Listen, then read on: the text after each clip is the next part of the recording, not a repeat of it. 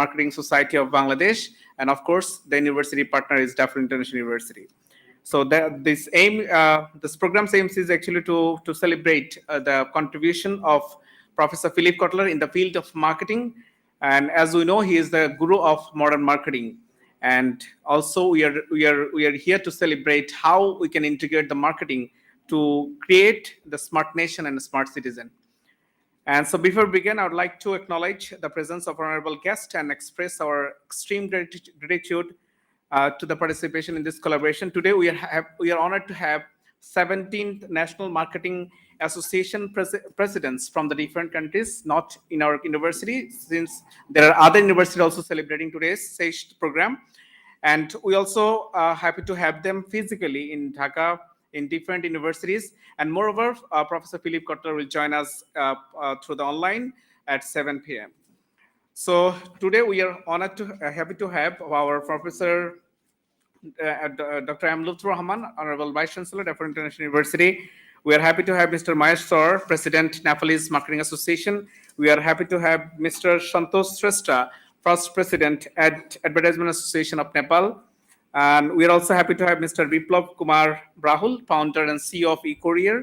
And of course, our Honorable Dean, Professor Dr. Masum Iqbal, Faculty of Business and Entrepreneurship, Dr. Tanveer Fatin Avir, Associate Professor and Director of CTC, and Dr.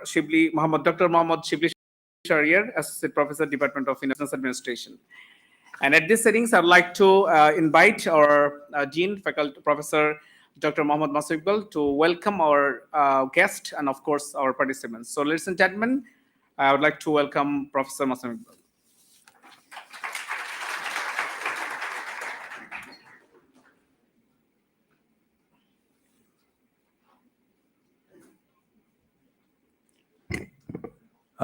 Thank you, Mr. Kamru Jamandida. Thank you very much. We are all here for marketing, right? And marketing is a discipline, and probably it is one of the most dynamic and popular disciplines in business. And I strongly believe that marketing is popular and dynamic. It is because of Philip Kotler, who is called the father of the modern marketing. So it is a very special day for all of us that we are celebrating Asia Marketing Day 2023. At the same time, we are celebrating 92nd birthday of Philip Kotler, again the father of the nation of the father of modern marketing. So on this occasion, special occasion, we are praying for a long and healthy life of Professor Philip Kotler. And it is my understanding is that, you see, marketing, as I have said, that it is one of the most popular disciplines. And marketing is not a marketing manager's job only. In fact, for the sustainability of any and every company, marketing is everybody's job. Each and every individual working for a particular company must have the understanding of marketing. Without that sense of marketing or understanding of marketing, I tell you that it will be difficult for any and every company or each company to survive and to grow in this competitive, I repeat, in this competitive business world. And Daffodil is one of the finest universities in our country. And this is for kind information about today's guest.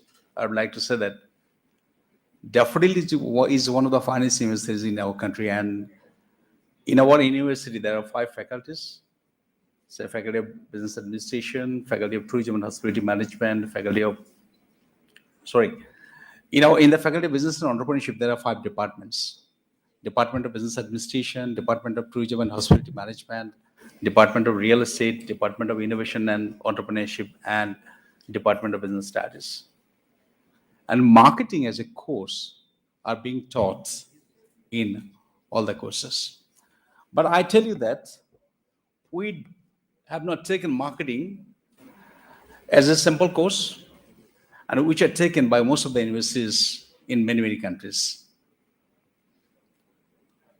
And I can tell you about Peter Drucker. And there is a statement of Peter Drucker, and he stated that business has two functions only. And these two functions are innovation and marketing. I repeat, innovation and marketing. And you'll be so happy to know that our university, our beloved university, I mean Daffodil, is only the university in our country which are having labs for innovation and for marketing. So you see, we are taking marketing in a pragmatic way, so that we can give clear understanding to each and every student who are taking marketing as a course, okay, beside marketing as major. And today we are having some distinguished personalities here on this occasion.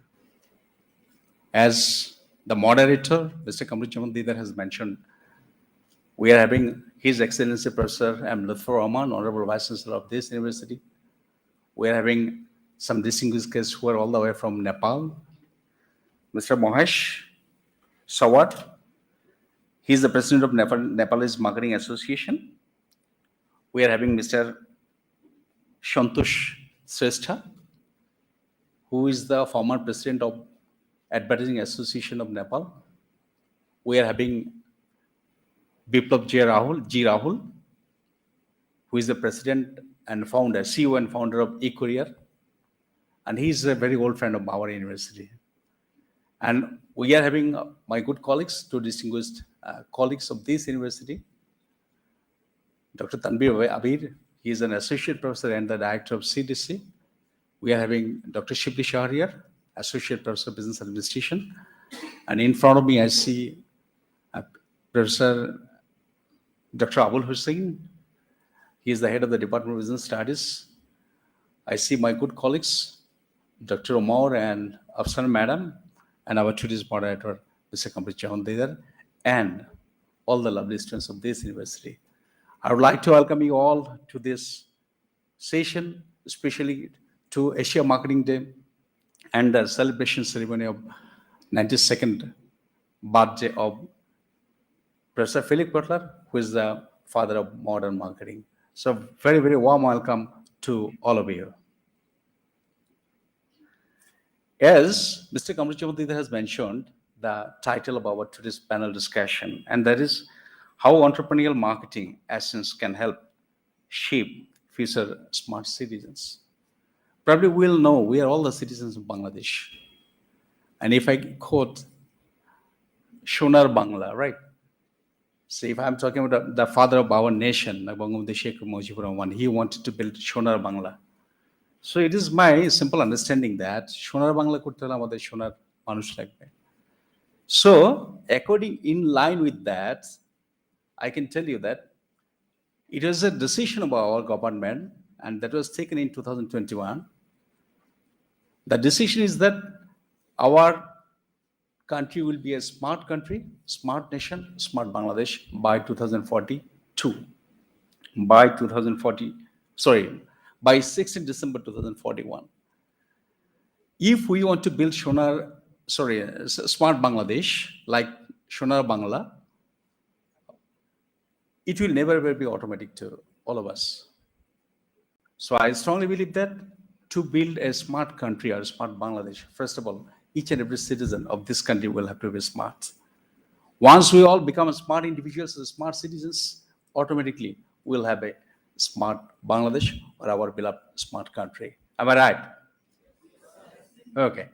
And if I'm talking about marketing, I would like to quote Paul M. Mazur, even though we are celebrating the 92nd anniversary of Professor Philip Butler. Paul M. Mazur stated that marketing is the deliberate standard of living. And today we are going to discuss about entrepreneurial marketing that shape or that help us to become smart citizens. So it is my belief that marketing automatically influences or help us to be or to become smart citizens. And we need to be smart citizens to become smart, to build our smart Bangladesh. You know, if we want to be smart, or who are the smart citizens? My understanding is that smart citizens are the digital literate individuals who can take the advantages of all the digital devices or digital technology and can make informed decisions for their well-being or to improve the quality of life. As I stated that Paul Mazur has mentioned, marketing is the delivery of standard of living. So I see or I find there is a connectivity between marketing and smart citizen, and ultimately will become smart Bangladesh, right? So from our discussion, from our guest speakers, we'll learn about how marketing or entrepreneurial marketing can help us to become a smart citizen, and ultimately we'll get smart Bangladesh. If I say entrepreneurial marketing, it is very simple. When we are applying, when we are implementing entrepreneurial principles in our marketing decision, right? And according to Philip Kotler, if I tell you that marketing is all about managing successful relationship with customers, in which we are identifying and creating value in with customers. Okay, that is all about marketing. So I'm not taking time. I pay thanks to all the participants, my lovely students who are joining here today, and all the distinguished personalities, including our honorable vice chancellor, for giving that time and to have a discussion again on this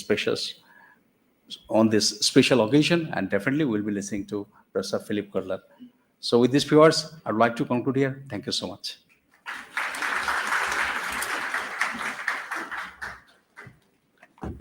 Thank you, sir, for describing the concept of entrepreneurial marketing. And later on, we'll have a session on this issue. So we'll discuss more on how actually entrepreneurial marketing, instigate us to actually to make ourselves as a smart citizen. So at this settings, I'd like to invite our honorable vice chancellor, our guardian of the university, Professor Lutfur Rahman, to say a few words before our audience. Sir.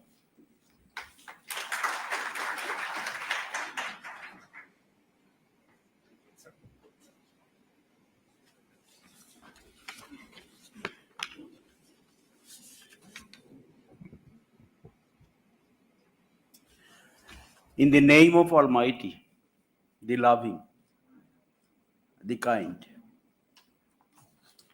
Hello, smart faces of the smart university. There have been a lot of words on smart and a smart Bangladesh. Our very respected guests from abroad, I was told from Nepal and also from Bangladesh. Esteemed colleagues, dear students, a very good evening. Salam, Shubhetsha, Namaskar, Assalamu alaikum. It is a very interesting time now because we have the smart talents sitting in front of us, dear students. So the theme of today's event is Asia Marketing Day, as well as celebration of the 92nd birthday of Professor Philip Kotler, father of modern marketing. So you know this subject, I believe more than me, this is not my subject. You are turning into experts, you dear students, and we have our very strong team from the university. And with us today is Bangladesh Brand Forum. So we also thank them for participating with us to celebrate this auspicious day. So we as a partnering institution, we joined you, the Brand Forum, for this celebration. So the basic role is of this event is marketing. And most of you, I think all of you, Here are you are students of marketing, holiday now. all from the Friday. faculty of business and entrepreneurship, where we deal very much on marketing. And as we have heard, there are 5 departments of this faculty. All of them, all of you are learning and attending courses on marketing. It's very interesting development in the past few years.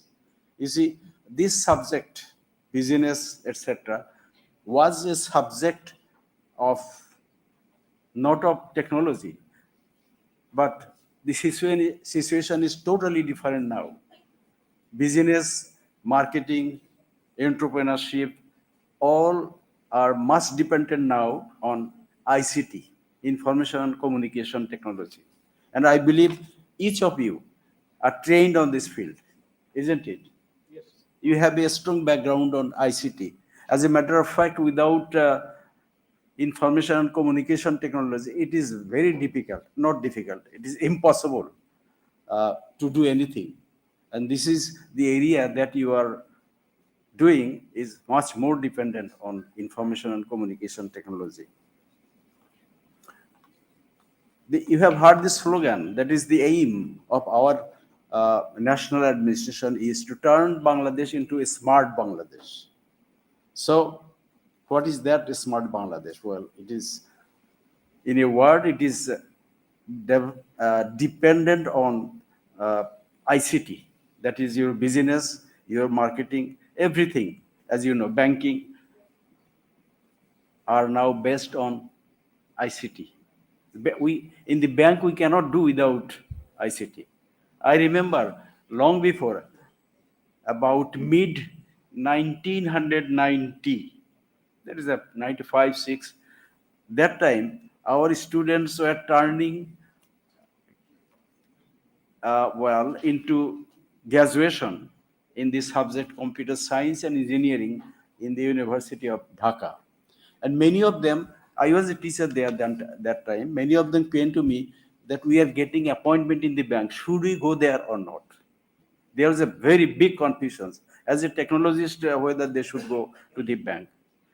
Well, I encouraged them. I was working there at that time that go ahead, the future is waiting for you.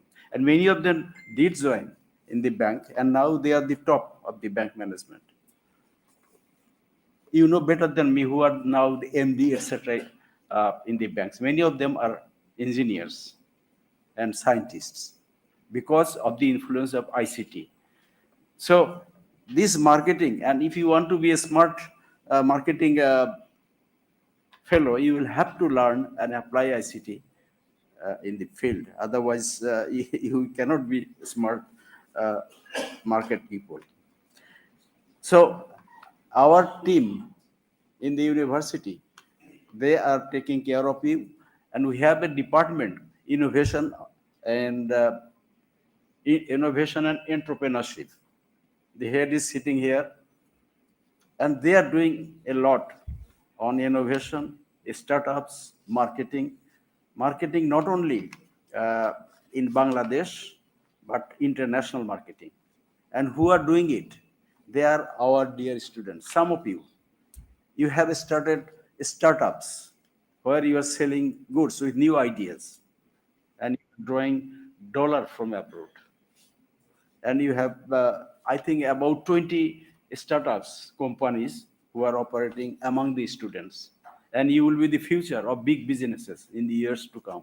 There is no doubt about it.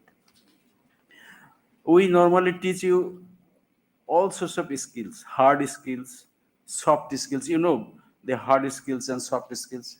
I think every one of you know, don't they? They do. So you will have to practice this sort of uh, subjects to train yourself. And also, marketing is now fully digital marketing. That is one of the themes for today's uh, program. So you will have to learn digital technology and apply it in marketing, in business, in all sorts of activities you will do when you come to the marketplace as an officer or an expert. So this is a subject which is changing every day. It's changing fast, fast, fast. And what we are teaching you now through our experts and a very competent team, you are learning from them. But this is a subject, is a very dynamic subject. So when you finish this program, how much can we teach you in just in 4 years' time? When you leave the university with a graduation, by that time, a lot of new ideas will come, and some of them which you are practicing and learning now will become obsolete. So you will have to learn by yourself for your whole life if you want to stay in this subject. And you will have to learn by yourself from your friends, from literature, uh, to keep you up to date. So this is a very challenging subject for you, digital marketing. So in this day, we are also celebrating this 92nd birthday of Professor Philip Cutler. I am hearing the name of Professor Philip Cutler for about how many years? Maybe for 15 years, maybe from 1900, sorry, 2011 or about that, when I was the vice chancellor of this university in my first tenure. So he is a very renowned person, and in I think I should mention that there's a coincidence between two things: his dedication for modern marketing through digital technology, and our concentration in here in digital Daffodil International University. You see, he published a book only very recently, Entrepreneurial Marketing, and we have a department that is also new and only of its kind in Bangladesh, and it is innovation and entrepreneurship. So I think this day is very significant for Daffodil International University in that respect. We are also celebrating the birthday, 92nd birthday of a renowned professor who is called the father of marketing, father of digital marketing, perhaps. So it is a nice coincidence, and I welcome our guests from outside the university. I welcome you here. I think you will be immensely benefited through the ideas and discussion, etc., from our learned guests. With these few words, I think I should conclude. You will do your business and you will do more useful learning through our visitors and our guests from Nepal and Bangladesh. And I should take this opportunity also uh, to say a few words about Professor Kotler. I wish a very happy birthday to Professor Philip Kotler and a very long life. So this is my wish for this great uh, professor of marketing. And with these few words, I want to conclude. You enjoy your uh, conference today, and I think I will be leaving soon with a very good luck and best wishes for all our dear smart boys and girls. I hope you will enjoy this thing. And in the end, I was told that there will be a dinner for you. That's very interesting part of it. So enjoy it. So with these few words, uh, I want to say I wish you happiness, peace, prosperity, and good health for all of you. Thank you.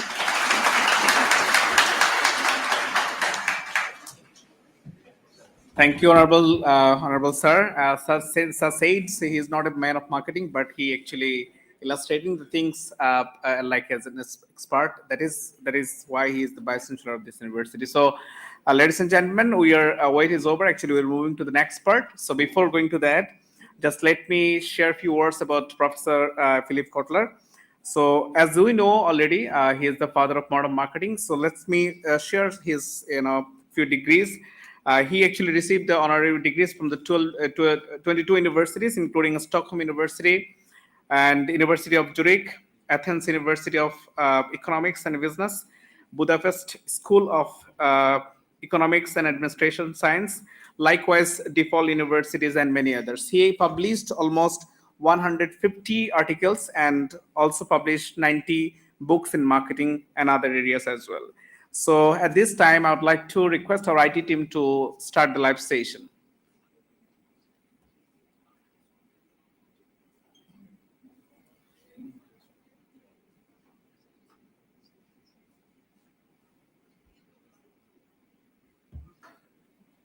Because I'm the concept originator of all my book with Philip Kotler, not the textbook, but trade book.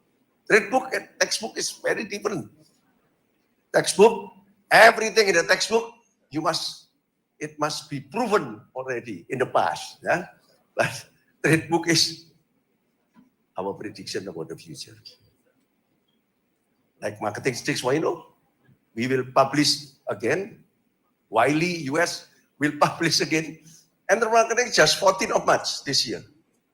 But December, They will publish again my other book, Marketing 6.0, as a continuation of 3.0, 4.0, 5.0. 5.0. And I will continue until 8.0. 6.0 will be meta marketing. I just pick up the frame. I created the framework and I offer to Professor Philip Kotler and the publisher. Once they agree, we sign contract and then somebody will write. I cannot write in English. My English is not good. I never go to US and nobody speak English in Indonesia. We are not Commonwealth country. Even the acting ambassador, I think the English is not perfect. So he said, wow, in Bangladesh, everybody speak English very well, especially in the campus. In the campus of Indonesia, wow, not so many. Not so many can speak English. So we have the handicap. We have the handicap.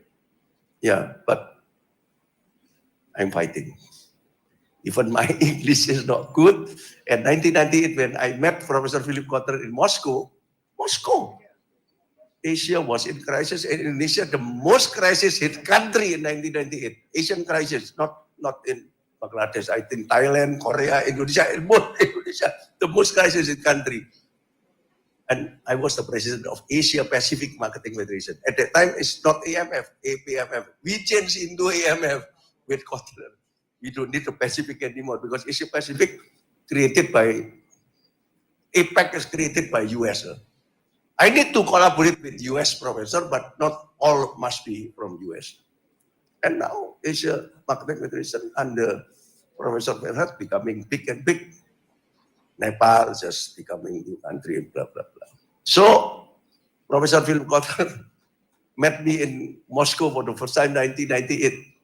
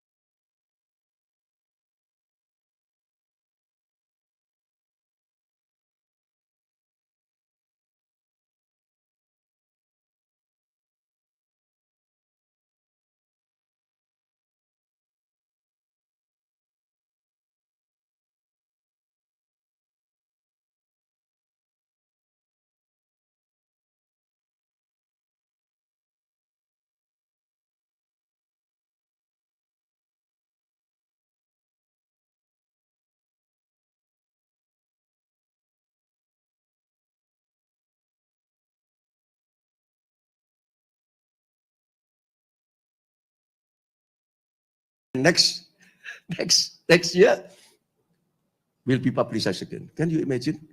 This year, EM1, and then Marketing 6.0, and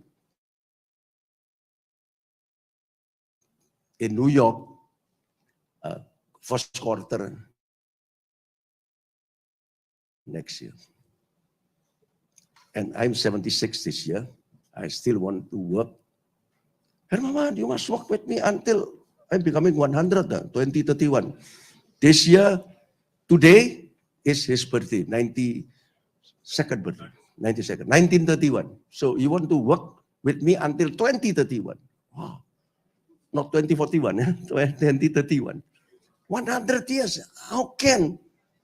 I'm diabetic for 37 years. It's American and Indonesian are different. Our food is different, our habit is different, our education is different. No, Phil. But I promise to you, Marketing 6.0, 7.0, and 8.0 will be finished, and EM1, EM2, and EM3 finish. After that, finish. Yeah, so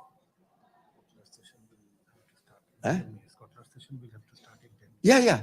Please give time to Philip Potter now. Yeah. I will continue after this. Yeah, we'll pick it up then after later. So we'll just wait now Professor Mizan to speak and then Kotler session. Yeah. Kotter will be ready. Yeah. Okay. So tell me when I have to stop first. So you don't care. I don't care about this one, but I am interested to what Elon Musk talk. Trust GPT is much more important than ChatGPT. Next. And this one, US China. Now China is ready to challenge US. I dare to state that we are too westernized, including me. I sent my son and my daughter to US in high school and bachelor degree and master degree. Now I want my grandson to go to China. Speak Mandarin. English is commodity. English is me too. Everybody speak English. Whether fluent or not is another matter. But now, I don't agree if China will be dominating the world without the West. But we try to get the good things from West and China. It's good for US. Here's a challenger. It's good. And Indonesia, the president is very smart. Yeah, make friend with this one and make friend with this one. We want to be neutral. And not easy to be neutral. Not easy. But this is my message to you. Let's be neutral. In the IMF also, we don't want to be westernized also. Philip Kotler is not westernized. He's American, but he is very, very global. He respects all religion, all tribe, all whatsoever. You know Philip Kotler? Yeah, Philip Kotler is very good. So China and US. Now, okay. You will give it. Oh, you will introduce. No, I'll go there. Yeah. Okay. I'm sitting. You give it yeah.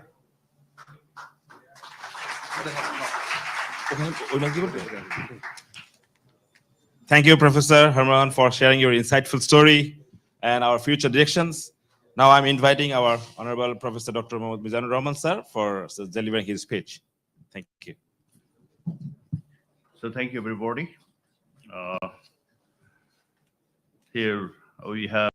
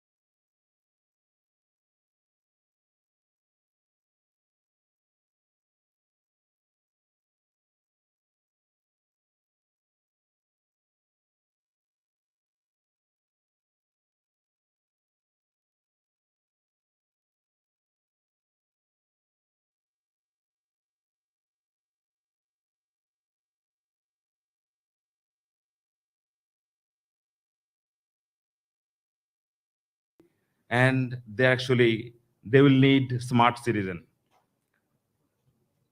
So other than waiting you, I'm just inviting for the man who is actually our focus today, Professor Philip Kotler. So he'll be sharing, he'll be joining from USA, and it is early morning there, I should believe. Yeah. So welcoming Philip Kotler in the screen, and then let's hear what he says, and we'll wish him a very auspicious birthday to him. Did you connect? This is Philip Kotler, and I am very happy to have this opportunity to share my own experiences and conclusions about where marketing is going. Marketing is definitely changing, but where is it going? This first picture you see shows three recent books of mine that people have been reading. The first one, 5.0, is really about the new digital revolution in marketing. The second book, called H2H Marketing, is about human-to-human marketing. We must always remember that people talking to people is what the essence of marketing is about. Each party trying to create value for the other party. And the third book was just published, called Entrepreneurial Marketing, and it makes a distinction between professional marketing and the need also for entrepreneurial marketing, and I'll say more about that. So about this talk, I see it as a great opportunity for me to speak at your gathering about where business and marketing are going. My view of how marketing is changing is a personal view, but I hope it will be an insightful view. I will comment on four things. First, what might the world look like that we are moving toward? Two, what will be the purpose and contribution? Three, what will be the purpose and contribution of marketing? And four, what will be the role of government? So starting with the big picture, the biggest picture, what might the world look like? I might say that it's pretentious for anyone to predict the future. I can only quote the great Mahatma Gandhi, who said, the future's going to depend on what we do in the present. Our own choices will. Management father said the same thing. The best way to predict the future is to create it. So the questions that come up about the future of the world are such as, will it be a world of abundance or of scarcity? Or to go further, maybe it will be a world where there's abundance in some parts of the world and continued scarcity in other parts, which we have now, and perhaps we can get more of the world abundant. Another question is, would it be a world of peace or war? And of course, we are hoping that we will finally learn the lesson of nature and everything else, that peace is so priceless, we must avoid wars whenever we can. And third, will it be a world of opportunity or one of dread and suffering? And let's make it a world of opportunity for all. Now, one final remark about the world was Woody Allen's remark. I must say it's kind of gloomy. One path leads to despair and utter hopelessness, the other to total extinction. Let us pray that we have the wisdom to choose correctly. Well, he only gave us two forks in the road, both of which are despairing. We have a broader picture of that. See my next slide. And this is called the problem of the fork in the road. It came from really the great futurist Buckminster Fuller in his writing. And he said there were two paths. Utopia, which is the one we all want to take as the path, or oblivion. Now, I want to modify that. I'm going to make three paths. We're going to start with oblivion and where we are. We are where the X is shown. We're moving toward oblivion. In other words, the dying of the planet. We're not there yet. We haven't done enough to kill the planet. You see a dot following the X. Do not go past that point of no return. Once we do, it's oblivion. We should backtrack. And in backtracking, we either slowly cut the fossil fuel business, which is threatening the life of the planet, or we even leap faster somehow to what is a mode called survival, where we are certainly not going to have the planet heat up to such a point that life is not possible on the planet. And then we would have a chance for utopia.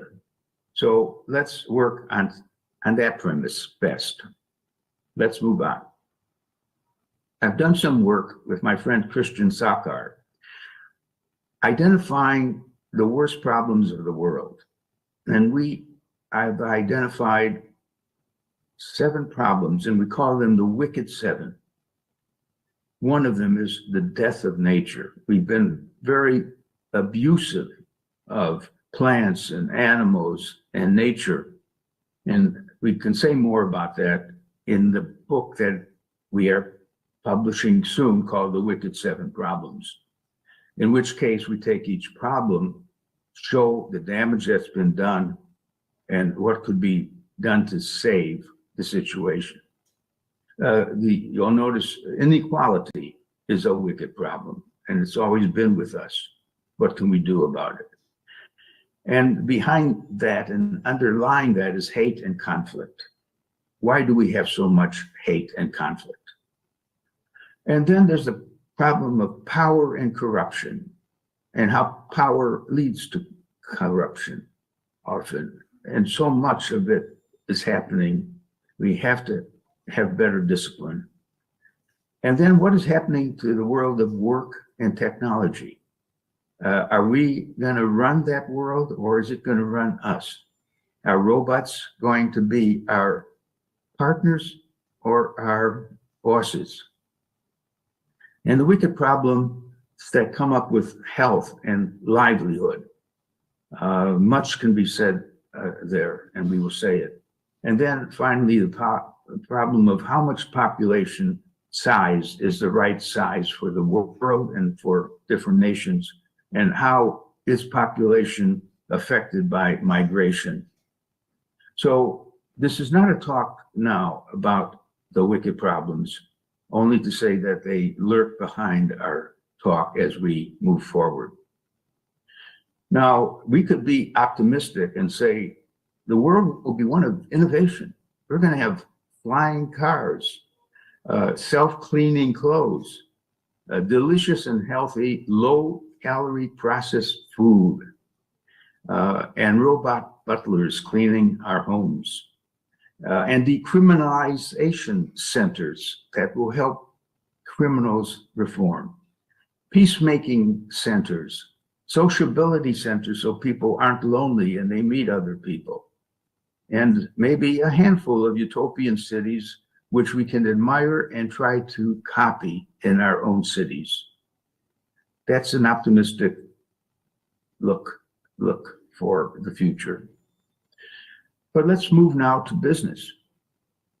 And we recognize there are 4 big forces changing everything, namely new technologies, the fact that countries deal with other countries in trade and in messaging, and there's globalization, and that the physical environment is strong, but often we abuse it, and sustainability and other questions have arisen. And then the whole force of social responsibility toward other people, toward nature, and so on. Now, all of this in the context of changing consumer capabilities. Today's consumer is much more sophisticated than past consumers, but companies are more sophisticated. And there's new competitive capabilities, and even the government is playing a more active role in many places. So moving on, I'd like to share my view of the early history of business and how it evolved to today's business, because going back in time, we saw companies, small ones normally, and they knew how to make something, how to market those things. But you know, it was a world of shortages. So anything that was made, it produced a lineup of people ready to buy those things. We say that's a state of undersupply. Undersupply means anyone who makes anything can sell it because there's not enough to go around. However, we've moved over time into a world of oversupply, where there are many competitors making more things than we can actually afford with the level of pay and earnings that people, average people, have. So we're in a world of oversupply. And so these companies have to learn something new, not just to make more product, but how to market what they make and make a living, a good margin in what they are selling. So companies turn to advertising agencies to learn marketing. And what they really learned was a distorted view of marketing, as if the whole thing is about an ad, a powerful ad, getting someone suddenly to know about a product, feel good about that product and buy it. So marketing turns out to be much more than just advertising. And it meant that there was a company had to touch at least 4 things in what we call their marketing mix. Marketing was more than just promotion and advertising. So the original marketing mix tools were the 4 Ps. It's a coincidence that they all use the letter P at the beginning: product, price, place, and promotion. Now, I, in my 16th edition of marketing management, changed this to a 7 set of tools, not a 4 set of tools. And they are, again, product, which was one of them, but we want to separate service out and make it as important as the product, so we give that enough attention. Now, price was always in the 4 Ps, but you know, you set a price, but you do a lot of things to move your product beyond that price, because if it's not moving, you want to give additional incentives. You want to say a 20% discount if you buy today, or 2 for the price of 1. So the whole field of incentives should be separated from the setting of the normal price. And then we want to not use the word promotion, but the word communication, and establish a very good communicating system and a very good distribution system covering many channels that can carry our product to the customers. And then I want the word brand to be worked on and built all the time and protected all the time. So if a company works with these 7 ideas, they will have a very good plan, hopefully. And the companies will start with, of course, what we call STP, segmentation, targeting, and positioning. In other words, probably there's only a limited number of people who have any interest in your offering. What segment of need do you want to serve? Who do you want to serve? Do you want to serve young people and their wish to drink something, whether it's a Coke or whether it's orange juice or a alcoholic drink? Who's your segment? So you can target that group better and position what you're offering in a more meaningful way. Your value, you can state a value proposition of what the user will get from the product. That's positioning. And then we move to a digital world. from an analog world to a digital world. And we're increasingly recognizing a change. In the past, there were only two groups that the company paid attention to: customers and investors. In other words, know your customer so well that they will buy enough of your product so that profits are made, which go to the investors only. But that has been changing from a shareholder view of the company, that is, the company maximizes the wealth of the shareholders, to a stakeholder view of the company, that there's 6 or 7 groups that have made the success of that company, and rewards should be proportional to their contributions. And that is gaining very much, this whole view of serving the stakeholders of the company and rewarding them. And then companies are now becoming AI oriented, and we believe that artificial intelligence offers many, many new opportunities, and that companies are getting very analytical in approaching the market and trying to understand the market behavior. Okay, so wrapping this up, the world is changing at a fast rate. It's destroying old businesses that did not adjust, and it's forming new big companies all the time. And businesses therefore need to change with changing market opportunities. However, too many companies do not change. They might not recognize changes or have the capability to change. Too many managers focus on existing procedures and bureaucracy. In other words, they are professional people running the company, but that's not enough. You need to also be entrepreneurial. And I'll make more of that point about the difference between being a company with professional marketers, and I say that is not enough. They must also have entrepreneurial marketers, and I'll say more about that. So let's ask two things. One is, what are the business characteristics in the post-COVID world? And then we'll turn to what are the customer characteristics. So first, with business, I think you will agree with the following. More companies are vulnerable to disruptors. Disruptors come along with either a lower price for the same product or a product with more features than the present firms are offering. So disruption is something every company has to worry about being replaced by a better offer in some way, either lower cost or more value created. So you got to list as a company, ask your people to sense what the possible disruptors might be, because the message becomes this: if you're going to be disrupted, you should do the disruption to yourself before the others do it.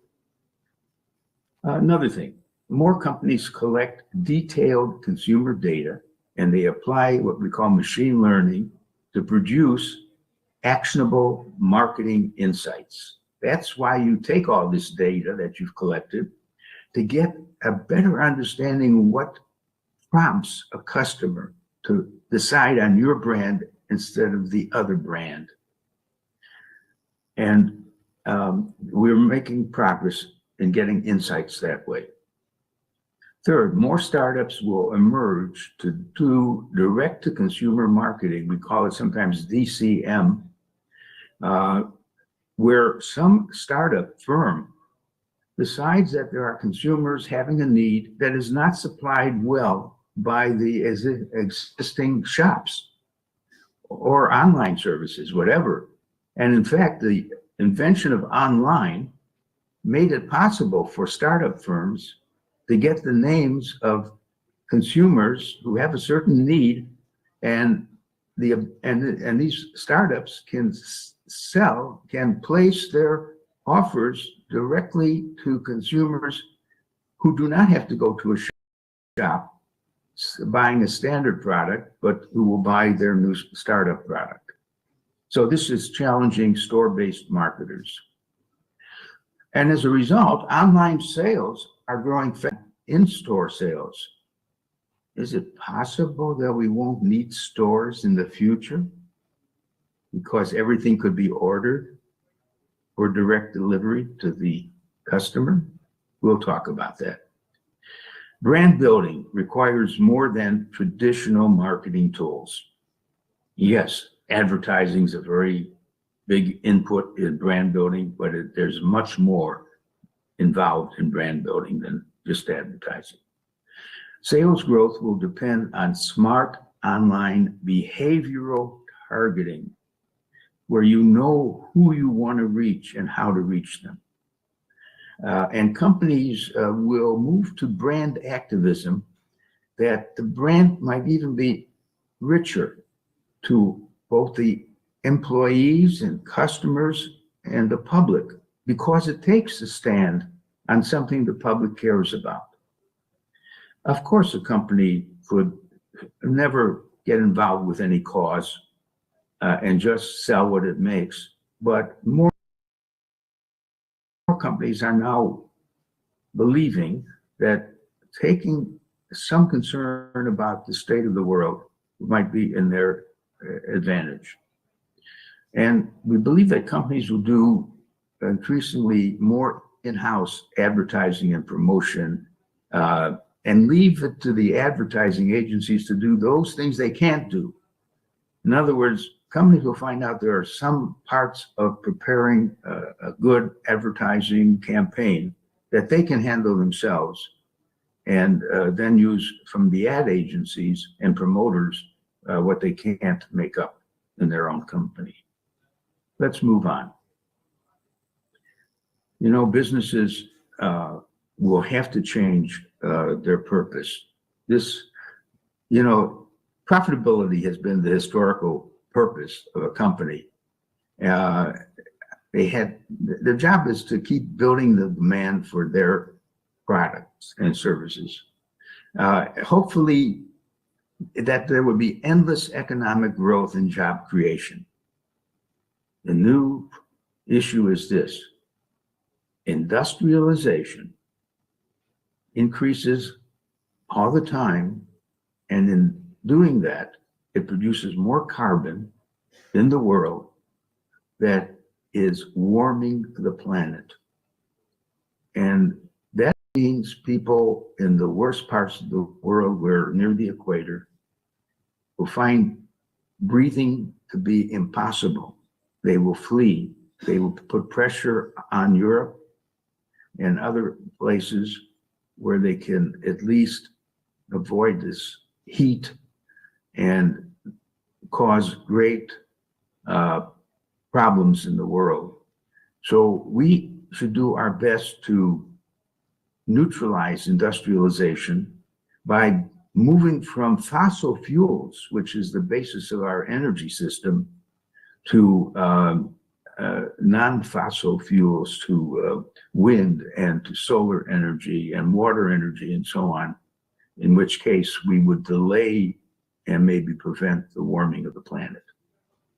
So now this means that it's not enough to just pursue profitability. Every decent firm will also try to pursue sustainability along with profitability.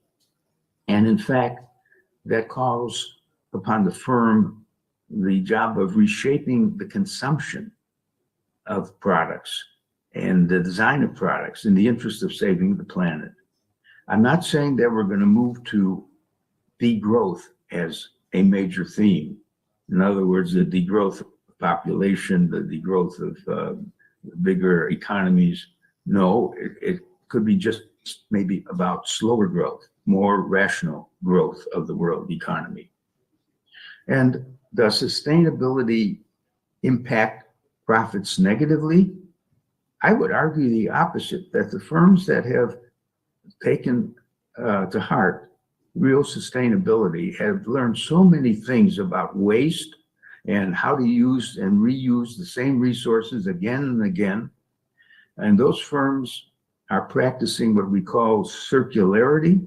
They are letting resources be used again and again. We say recover, reuse, and recycle existing products and resources.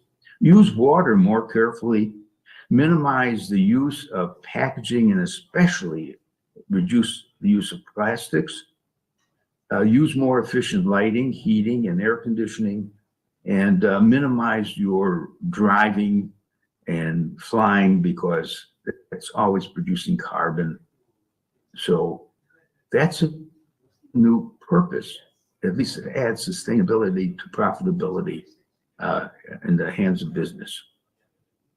By the way, in terms of taking a cause, some cause that your company might believe in, we have evidence of many companies that have identified a cause. Avon as a company which sells cosmetics and so on to many, many women, know that women are concerned with the terrible problem of breast cancer and want to support all the research that can be done to minimize this kind of event happening to any woman. And they've raised millions and millions of dollars. And the women who shop at Avon know that and appreciate that cause. I won't comment on the others, but we have written books that mention many of the causes and how they've worked out. But moving on, let me say that a company today has 3 styles of marketing. And remember, the purpose of marketing is to create real value. You're talking about how to create value for others. Marketing 1.0 is the old method where you use your mind to understand the customer. You think you're a customer, so you understand what customers are like, even without research. Your whole focus is on the product that you sell, whether it's an automobile or a refrigerator or a drink or something. And you're going to spend your time messaging the economic value of what you just made for customers because your aim is just profits. That's 1.0 marketing. 0.20 marketing comes more from the heart. You're caring for the customer. You value your employees and other people working with you and for you. And you want to improve social progress for everyone. That's good. That's better than 1.0. And then there's 3.0, which some companies, to them, it's more than heart, it's spirit. And they are not only value driven, but values driven. They have a set of clear values. Among them is environment. And their goal is human happiness.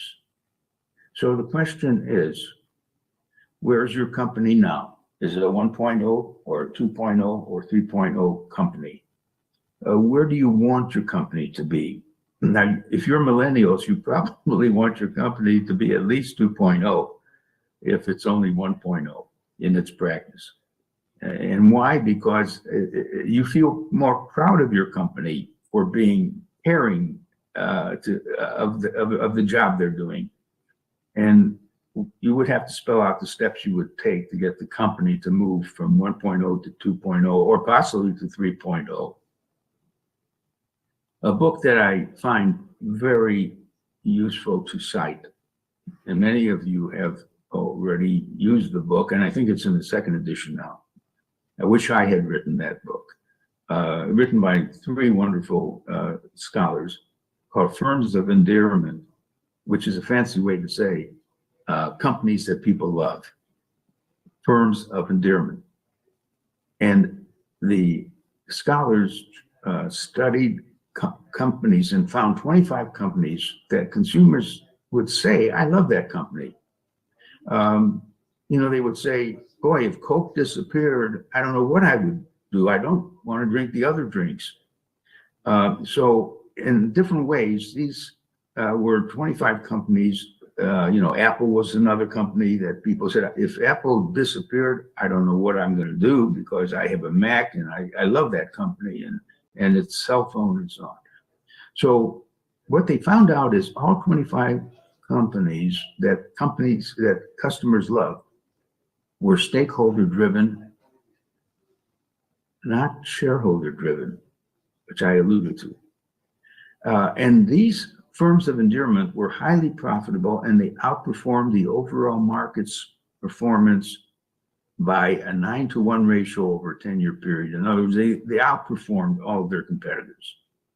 And at these companies, employees were happier, more motivated, more loyal, more innovative. The suppliers were more profitable, and environment improved in all of these communities. So the evidence was that stakeholder capitalism is superior to shareholder capitalism. Now, the interesting thing is all 25 companies shared the following 8 characteristics. First, they said they cared about all the stakeholders.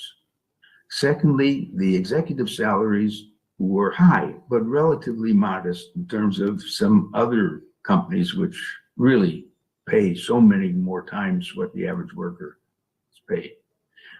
3, the management operated an open door policy. Yes, you can meet me if you have an idea. Don't worry that I'm the boss and you're 3 levels down. I'm even open to hearing from you if you have a great idea. And these companies paid good compensation with good benefits. Their employees were trained longer and the turnover was lower. Even in choosing workers, these companies wanted to choose people who were passionate about creating value for customers.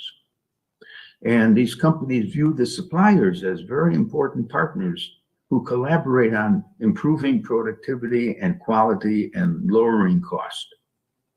And they believe that their corporate culture is their greatest asset and the primary source of their competitive advantage. Now, finally, and this is something that will blow your mind, their marketing costs were much lower than their peer competitors, while customer satisfaction and retention was much higher. Wow, you mean to say that these companies don't have to spend as much? Why would that be? Well, clearly it's because most of the broadcasting is being done by who? By their satisfied customers, by word of mouth. These companies have created customers who become advocates of the firm and introduce in ordinary conversations. Oh, if you're buying a car, you better look at Car X. That's a great car. So much of the work is done without buying it. So we're beginning to realize that in spite of having advertising, in spite of having a sales force, most of the work of creating a strong brand is done by the customers who are so excited by the company that they broadcast for that company. Well, let's move forward. So that I said basically that marketing's role is to be professional cheerleaders in part, and there's much more. We want the marketers to be entrepreneurial in the sense of being visionaries, of having a vision of what's possible, always spotting new opportunities, comfortable taking some risks, and trying to build networks around their business that will continue to support the progress of the business. And that the aim of marketing is, of course, to sell the products, but on the broader way, it's to improve lives and the well-being of customers, employees, investors, and other stakeholders. Sometimes that's called servant leadership, that you can be proud of service to others because by performing good service, you're really serving yourself as well. So the role of marketing, let's look at it more closely. Marketing is clearly a driving force in an economy. First, it shapes the rate of economic growth. I would guess that an economy without marketers would grow slower. Secondly, marketing determines the mix of the society's products and services, because not only do companies make what is needed, but they often visualize what would add value even if they were not in these products were not in existence. I mean, Steve Jobs said he's not making this thing he called a cell phone because people knew about it and asked for it. No, he wasn't meeting a need. He was offering something that when noticed by consumers, they will appreciate how much help that cell phone will be in conducting their own lives and affairs. So we sometimes say marketing is not only market driven, but maybe market driving. I'll say more about that shortly. Now, marketing can be run in a society in two ways. The society, like the American society, might say companies are free to determine their products, prices, places, and promotion as they wish. Free. That's called a free state of marketing with very little regulation and so on. Or the government may set a lot of rules to guide marketers to make the right decisions. The rules can be very restrictive or they could be very broad. I created the following rules that might guide marketing practice in a society, and why not say products should create no harm. I mean, which means that we should have look at cigarettes and so on and wonder whether we should allow them to be so promoted because they do cause heart attacks and cancer and other bad things. So I think it's reasonable that the society makes a determination that certain products have to be eliminated because they create harm. Prices of basic needed products should not be excessive for low-income people. I mean, bread, everyone needs bread for survival. And if the prices of bread keeps going up, it puts such pressure on low-income people. So a good society would make sure that basic needed products by low-income people are affordable. Not only that these basic needed products are available to every location where there are low-income people. And that promotion should be truthful and not high pressure or all the time high pressure. It should be truthful and effective. And a brand should not attack other brands so much as focus on its own virtues. And one can develop a set of rules for a nation that's starting out to want to guide marketing practice. These would be some of the rules. But what is marketing today? Marketing has become applied economics. So that's its father, economics. But it's a mix also of social science and the economic theory and organizational theory. That was what I set out to do in my 1967 book, Marketing Management, to make marketing based on these foundations. And it's a force that shapes our wants and lifestyles. And it undergoes continuous change. To show that, I use a story that happened. A CEO heard me give a talk and came up to me afterwards, and he had a copy of my book. But what book? The 1967 textbook that I wrote at that time called Marketing Management. And he says, I learned a lot from the book. I still use it. Would you sign it? I said to the CEO, are you still using the 1967 marketing? He says, yes, I look up things that happen and find it helpful. I said, you know, marketing has changed so much since 67. In fact, I'm on my 16th edition. He says, are you trying to sell me another book? I said, yes, because if you want to know anything about brand equity or about digital marketing or things that really count today, you got to recognize that marketing is not the same as geometry. I could teach you geometry that was taught back 2,000 years ago and there would be no change in the subject. But marketing changes every period. In fact, we wrote a book called Marketing 4.0, then Marketing 5.0. We're now working on Marketing 6.0 because every few years new things happen. Anyways, and another thing about the future of marketing, buyers will be able to select best brands without resorting to advertising or salespeople.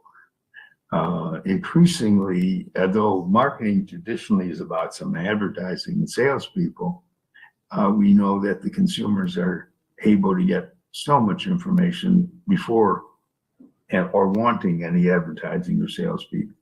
Marketing success will depend mostly on smart pricing, strong branding, and owning dominant channels of distribution.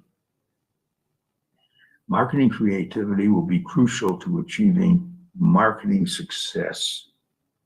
Innovate or die. Marketers will make more use of customer journey map, personas marketing, creating artificial personas to help the copywriters know who they're trying to reach.